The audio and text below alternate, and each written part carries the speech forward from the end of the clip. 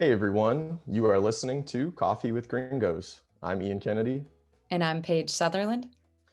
and today we're going to be touching upon a very important and dark current event that's happening right now in the Southeast Asian country of Myanmar, where they have recently experienced a military coup and has put the country in a state of emergency, resulting in hundreds of protesters dying and thousands being arrested. So, listeners, as always, if you get lost, go online and check out that audio guide and transcript at www.dynamicenglish.cl. So, Paige, this new conflict in Myanmar, have you been following it at all? Sadly, I have not. I'm ashamed to admit this as a journalist, but I've been focused on national news with everything going on these days that I haven't been paying attention to international stuff. But I should be. So I do want to learn more. So I'm excited to hear what you know, Ian. Well, it's first of all to start, like you said, it's so hard when we have so much news coming in and out of the cycle. Sometimes we just get lost. Sometimes we don't catch everything that happens. So fair enough on that side. So I've been following it a little bit. I found it really interesting. So I'd love to share more with you guys. So basically, Myanmar is it's a pretty big country that's located in Southeast Asia between India and Thailand, more or less.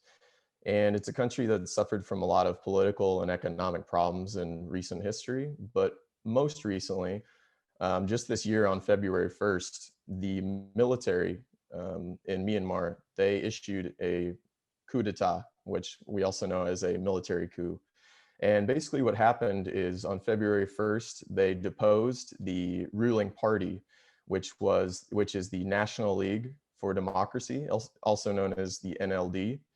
And the NLD won in a landslide in the last election that occurred in November 2020. And they were deposed by the Tatmadaw, I think is how you say it, which is the military basically of Myanmar. And what happened was, like I mentioned, there was a landslide victory, and the military didn't like this result. And so what they did is they proclaimed a year-long state of emergency, and they moved the power from the current rulers to the commander in chief of the defense services of the military. Basically, they declared the results of the election as invalid, said it was unconstitutional, and they stated their intent to hold a new election at the end of the state of emergency. Even though the population of Myanmar, they are satisfied with the results. You know, Hmm. they democratically elected the ruling party, and the military says otherwise. They said we're going to take over instead. So um, it's very interesting too, because the military coup happened the day before the parliament was supposed to swear in these new members from the election. So of course, right before it was supposed to be made official, they said, all right, let's strike. Let's make our military coup happen now. Yeah. And along with that, the president and the state councilor, they've been put under house arrest and been completely frozen out of any power. And as you can imagine, the people of the country are not very happy, and so they've taken to the streets in protest every day. They're out there with their own homemade weapons, their own homemade shields and defenses, and basically they're fighting the military and the police. And as you can imagine, this has resulted in a lot of deaths. Since February, it's resulted in over 700 civilians dying, including children, and there have been over 3,000 people put in prison for protesting. And Yeah. these numbers are rising every day, and it becomes seemingly more and more complicated. So I know a lot of our listeners are familiar with this sort of feeling with the estallido social that happened in Chile back in 2019. And so a lot of these memories are fresh in a lot of people's minds. No, that's terrible. I mean, as I stated, I knew the basics, of what was going on, but I didn't realize kind of how big of an impact it has been in life's loss. That's really awful to hear as, we're in a global pandemic, people are dying all the time. We don't need kind of additional senseless murders going on. And, as you were speaking, all I can think about being someone that's been in the US, for the past year or so is our election. I mean, that was very similar. where we had an election where there was someone who clearly won and someone who clearly lost, and the loser contended.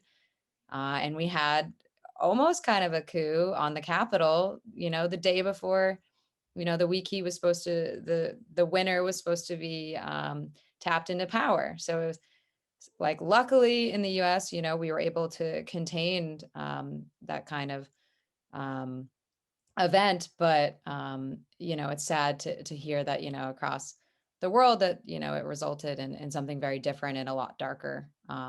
But it was scary in the US when that was going on. I mean, he was commander in chief, during that time, so it kind of was quite a event to have um, the president saying, like, I'm not leaving office, kind of an attack, and having his people and supporters like attack the Capitol. But no, that's really awful, and that's happening over there, and hopefully um, it won't take a whole year to get this military coup over with. Are you hearing anything about you know any steps to kind of redress this, or? As of now, it just recently has happened. It's only been a few months, which I think is another reason why it's very startling for us to see that just in a few months, there's over 700 deaths. A lot of these people are, again, just civilians, right? I've seen videos of the police just sort of just shooting at whoever's in the street, whether they're protesting or not. And it's really, really disturbing to see. And um, you know, to talk about another event that's been happening in Myanmar even before this military coup. I mentioned at the top of the podcast that it's a country that's gone through a lot in recent years. And something else that's been going on for the past at least 5 to 6 years is there's actually been a genocide going on there as well with some of their people. There's a group of Muslims that live in Myanmar that are known as the Rohingya or Rohingya. I'm not sure if I'm pronouncing that correct, but it's a country that it's a Buddhist majority country, and only a very small portion of the population practices Islam. And the government and the majority of the people they don't take very kindly to the Muslim sect of their population. And so what's been happening is the military, especially, they have just been murdering these people in the street, in their villages, forcing them to relocate. And a big problem was the Rohingya. They've been spilling over into neighboring Bangladesh, and Bangladesh is just getting completely overwhelmed by this exodus of the Rohingya trying to escape this genocide. So I mentioned that just to say, Myanmar is going through a lot right now, and while it might seem, you know, like something new to hear for a lot of people, the military has been doing this for years and years, whether it's in the form of a genocide. Now we're seeing it in the form of the military coup. Um, but it's a scary place to be right now. And, I feel really bad for the people who are just trying to live their lives. They're trying to practice their democratic rights. And just because they live in a country where you have that political instability and you have a military that has more control than it probably should, these things can happen in these kind of countries. And kind of like what you mentioned earlier, it's a lucky thing that in a lot of countries we have that infrastructure to where we don't have to worry so much about the military actually performing a coup like in the US. But again, we see that it's very common to happen in these other parts of the world. And yeah, like we mentioned, unfortunately, there's just so much going on in the news. It's hard to keep track of everything of what's going on. So it's very complicated. I haven't really seen anything that looks positive, Mm. unfortunately. And I just hope that these extrajudicial killings don't just keep going on and on until a breaking point's reached. And I hope other countries get involved as well. I also Yeah. don't see that there's been a lot of help from outside countries. I know there have been world leaders denouncing those actions, but that's really just using words instead of actions. So I think it'll be interesting to see if the world kind of wakes up more to what's happening there, and hopefully some actions will be taken to protect the people, to put some more accountability towards the military especially that is doing so much harm there in Myanmar. Yeah, I mean, I think it's a difficult situation. Um, Unfortunately, I think like many people aren't paying attention because there's just so much going on in their own area. So I think unfortunately, you know, it's probably not top on a lot of world leaders' lists to address, another country's issues. So I think it's a shame that it's happening during this time where countries are just too busy trying to combat this pandemic that they probably can't intervene and do anything really substantial. So um, outside influence is probably not going to be soon, would be my guess. So hopefully, some of these protesters in the country and leaders there can hopefully create their own change. But yeah, like you said, it doesn't look great, given like their past history and kind of the influence this dictatorship type style has worked in this country. But it's really sad to see that you just have innocent protesters that are losing their lives, and it seems like unfortunately that's like their only option, right? It's like they have to protest to stand up against this regime, but unfortunately it's pretty dangerous to do so. So I hope that that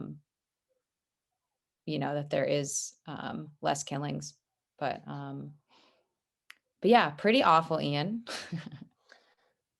Yeah, pretty awful. And it's, it's all happening during a world pandemic as well, right? We always have that as like sort of the underlining addition to everything that's happening. So it's a very difficult time. And again, I hope these changes are made to put the democratically elected leaders back in power, since they won, as it seems, fair and square, and again put some accountability to the military, which is basically doing whatever they want and killing people without any reason.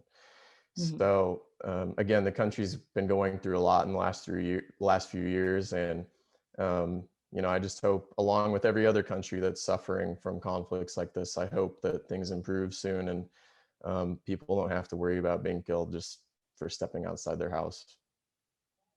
Absolutely. And it is also such a shame because, I had a really good friend in college who lived in Cambodia, and one of her favorite places to go was this country. She said it was so beautiful and, it's a really amazing place to go. And so it is um, a shame that this kind of stuff happens that, people probably won't want to go there anytime soon because it's so dangerous. And that's a shame because obviously tourism helps the economy and helps everyone, and you know um, puts more watchdogs in that area if you're having more foreigners go there. So um, it's a bummer to hear that, but as you said, hopefully that as in Chile, people protested and they got change. Like there's a new constitution being drafted and this year, so I think hopefully they'll have the same effect with their efforts.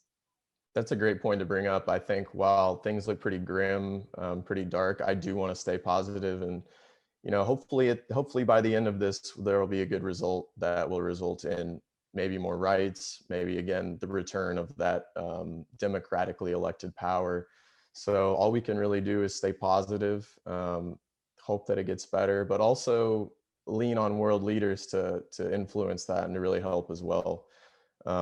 And again, so hopefully one day, this beautiful country and these beautiful people, they can return to um, somewhat of a normal existence or somewhat of an improved existence. So we will just need to stay on top of what's happening there, and listeners, stay informed, help in any way you can.